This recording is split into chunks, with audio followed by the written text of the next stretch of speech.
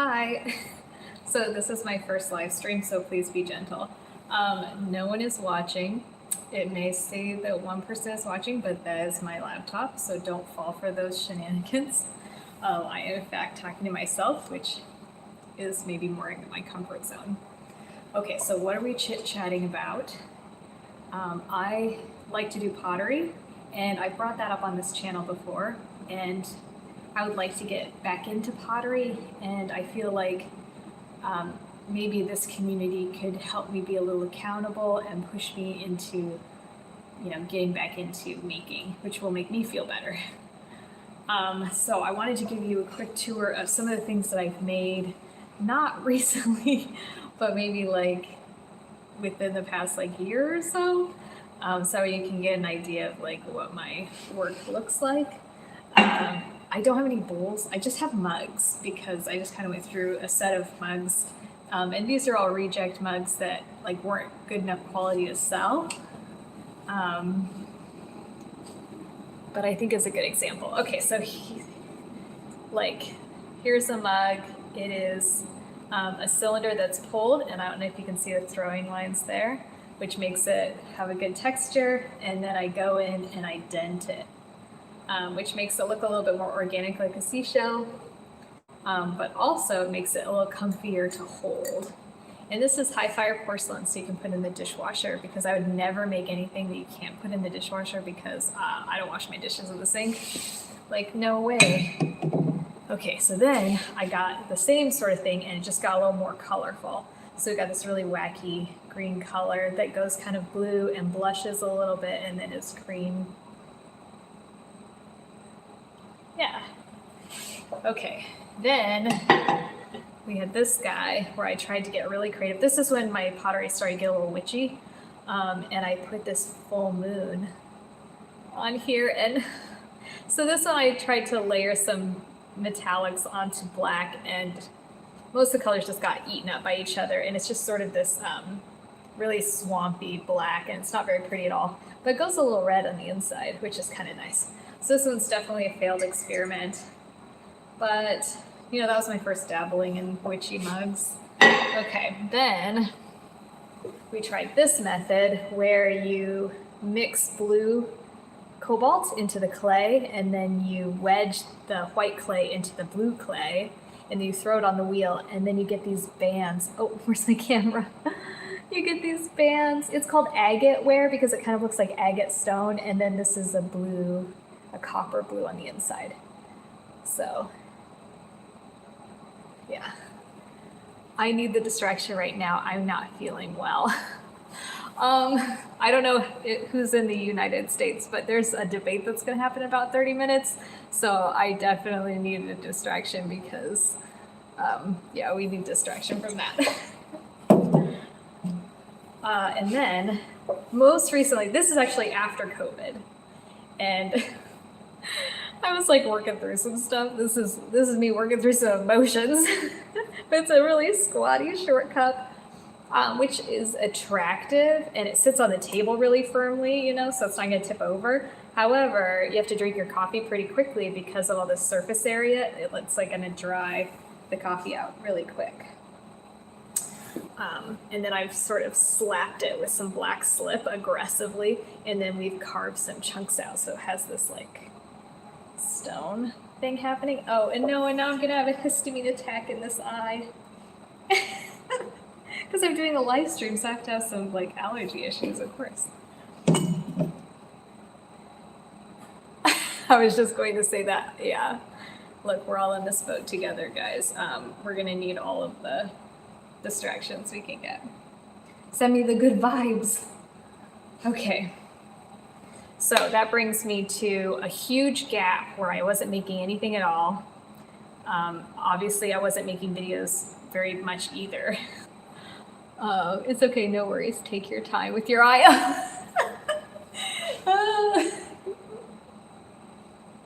It's it wants to wait for the most inopportune time. So either when my exit is coming up on the interstate or when I'm doing a live stream is when it's gonna start shooting out really itchy tears. So big gap of work. I want to get back into it, and I thought Like I want to do something like more witchy. And so I don't know if any of you guys crafty, and if so, like, do you bring your crafty into your craft? And do you find that it like helps you be accountable with your crafting, if it's tied to your witchcraft, or if it causes you to be more inspired? Yes, crafty witchery. Like I'm on TikTok, barely. And the resin artists on TikTok are like very aesthetic, and the witchy resin artists, like I have mad respect for that. I think there's a lot of altar pieces that you could do, like trays for tarot cards, or just like maybe a dish for crystals or something like that that has resin, like leaves or flowers or whatever in the resin. Good question. I'm kind of utilitarian. Oh yeah, for sure. Well, and I'm super utilitarian too. So I wanted to make some witchy pieces that weren't just pretty, but that really made sense in my craft. And actually, like, I don't want to introduce something into what I'm doing that trips me up.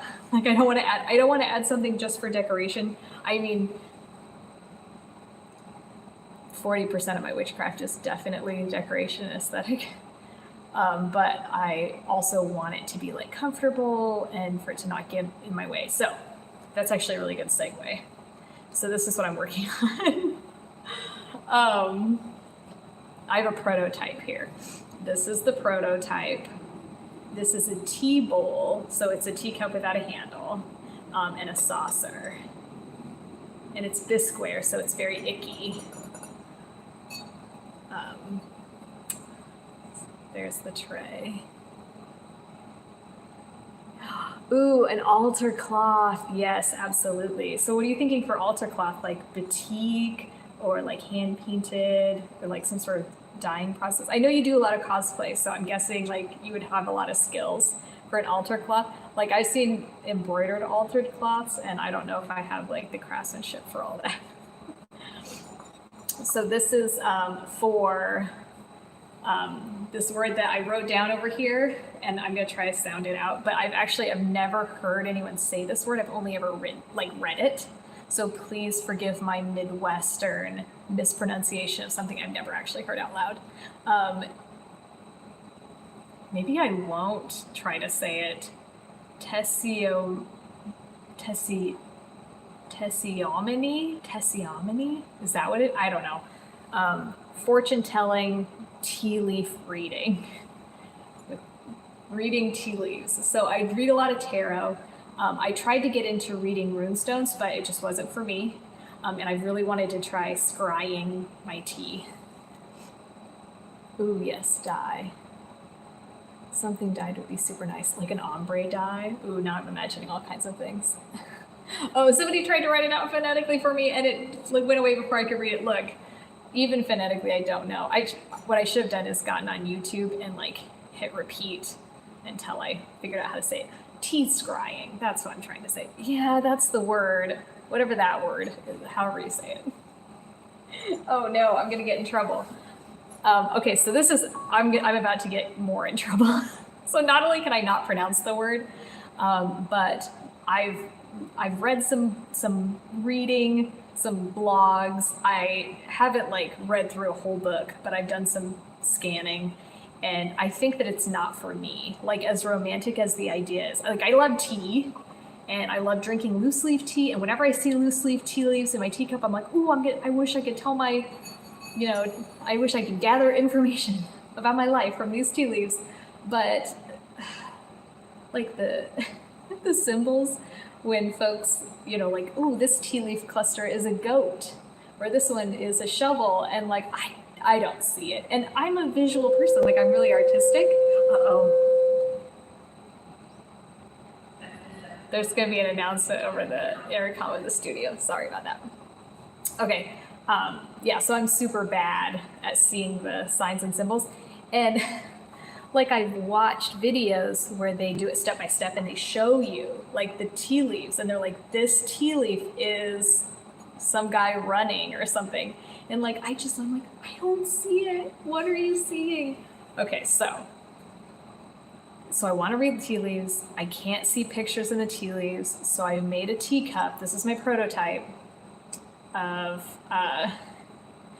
it's a magic 8-ball with tea leaves, basically. I don't know if you can see.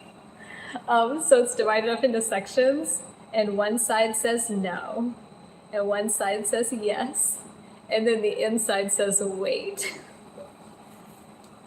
So you can scry with tea leaves, but it's the old flip a coin trick. Okay, so if you've ever had to make like a really tough decision, and like you have really like thought about it, like you've tortured yourself over deciding something, and you can't make up your mind about it. So there's this old trick where you flip a coin, and then whatever it comes up as, you have to look internally. Are you disappointed at the flip, or are you relieved by the flip? And that's how you get your real answer. So I'm going to make some tea bowls. This is my goal. I don't know if it's actually ever going to come to fruition, but I want to make some tea bowls where you ask the tea leaves to help you make a choice, and the tea leaves aren't telling you anything. It's just going to push you to be honest with yourself about what you actually should do or what you want to do. So there's the yes, no, and wait. So that's basically the magic 8-ball part. And then also there's the tray. So this is how this would work.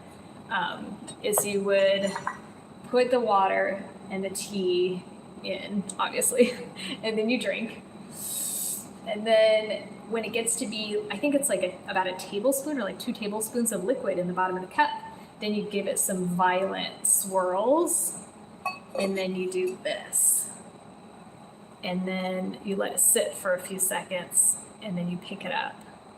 And wherever the majority of the tea leaves have remained will be your coin flip. So it'll say either yes, no, or wait.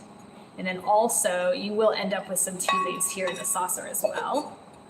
So then wherever your majority of tea leaves will be, if they're on the outside, that might be things that are outside of your control. And then if the tea leaves are on the inside, it could be things that you can like take control of. So like these are some things that you may need to accept, and these are some things that maybe you should take responsibility for.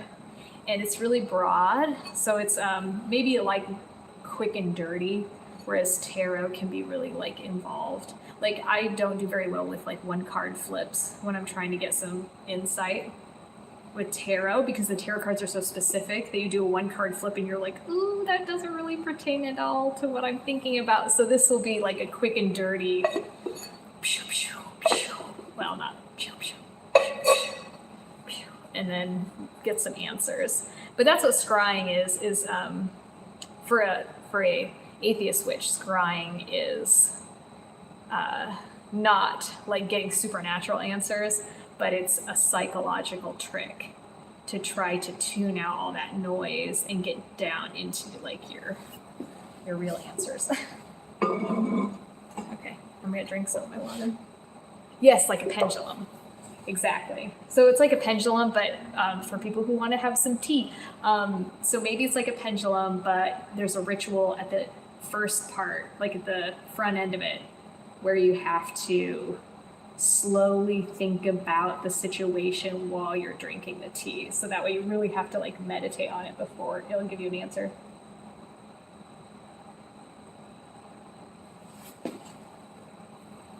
It sounds like a nice idea in theory, but does it work in real life? Like, I don't know. So here are a couple of prototypes that have made it through the whole process. And so here is one of the darker glazes.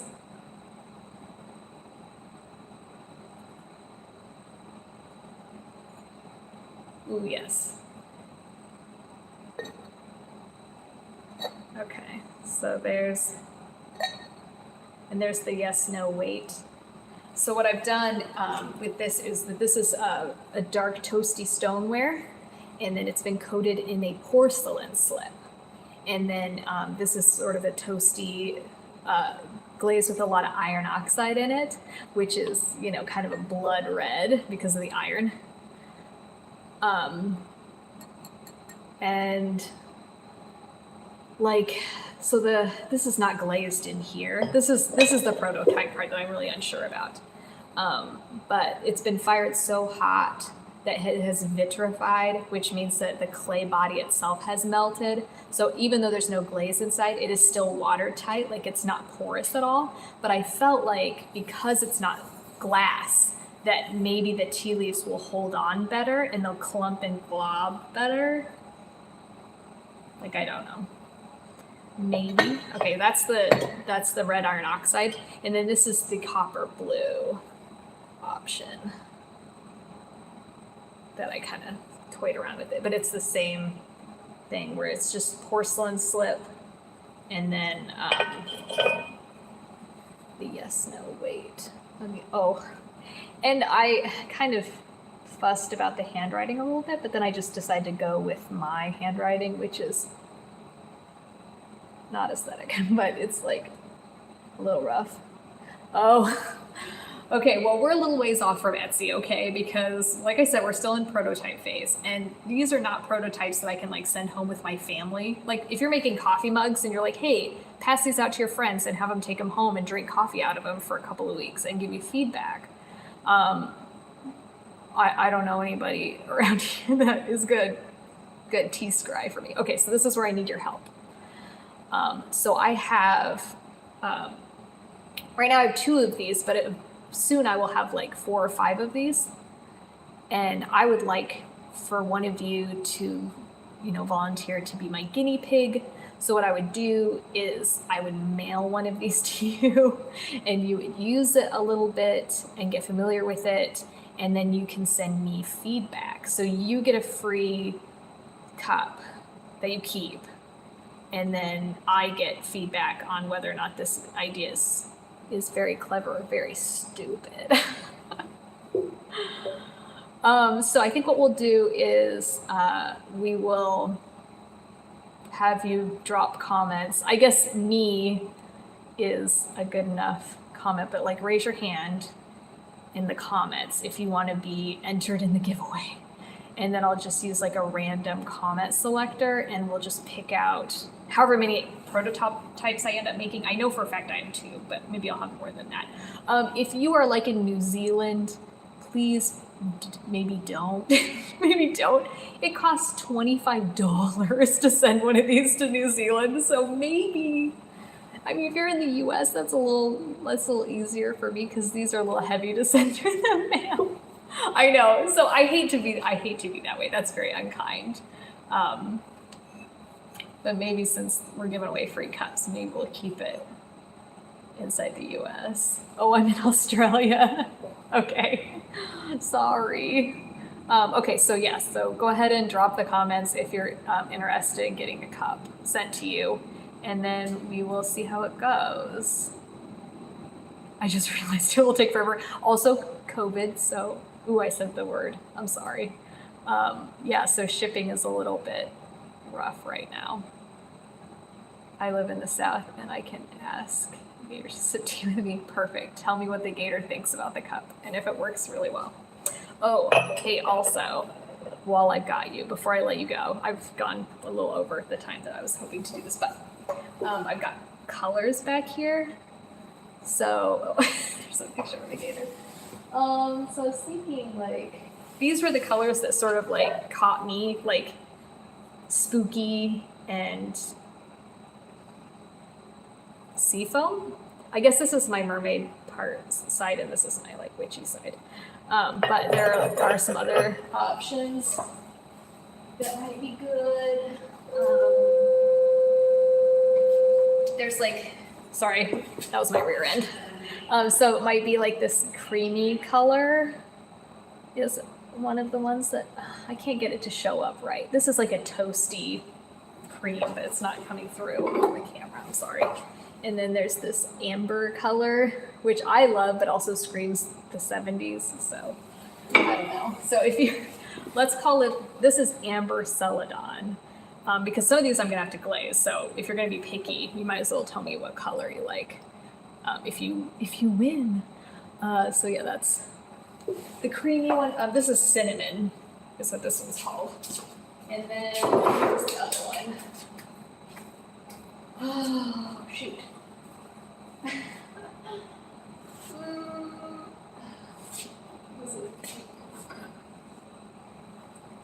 I don't know. Amber is cute. I like amber, but I also like the 70s. I mean, you guys have seen my dining room, like, for every other video that wasn't this video. There's this one that is more of like, we call this cash money blue in the industry, because if you go to like one of those, you know, street fairs and you have a booth with pottery, this stuff goes first because it matches everybody's kitchen. Okay, that's enough of that. I think the biggest thing that I'm looking for feedback is whether or not I need to glaze the inside of these, because I think I'm really clever with the not glazing the inside of it, but also some people think that that's icky and they don't like that it has sort of a matte finish. So, all right, anyway, I'll pick them out. I'll pick out somebody probably later tonight, and then I'll let you know, and then you can message me. I think you can message me on YouTube, right? If not, then you can message me on Instagram, and you can give me your mailing address and I will ship them out to you, and then we'll start the process. Will it stain if it's unglazed? Probably, yeah, I'm guessing. I mean, it's watertight, so the staining would be really subtle, but I think it would probably stain over time. So if that's something that you don't want to happen, like for me, I'm like, ooh, that just makes it more spooky. I don't know. I guess I could test it at my house, get some black teas and like soak it overnight. But if that's something you're worried about, yeah, I think it might stain. Yeah, okay. All right, well, I don't want to do this anymore because this is very nerve-wracking, so I have to figure out how to get out of here. Okay, so signing off. Bye. Oh. Okay, bye for real.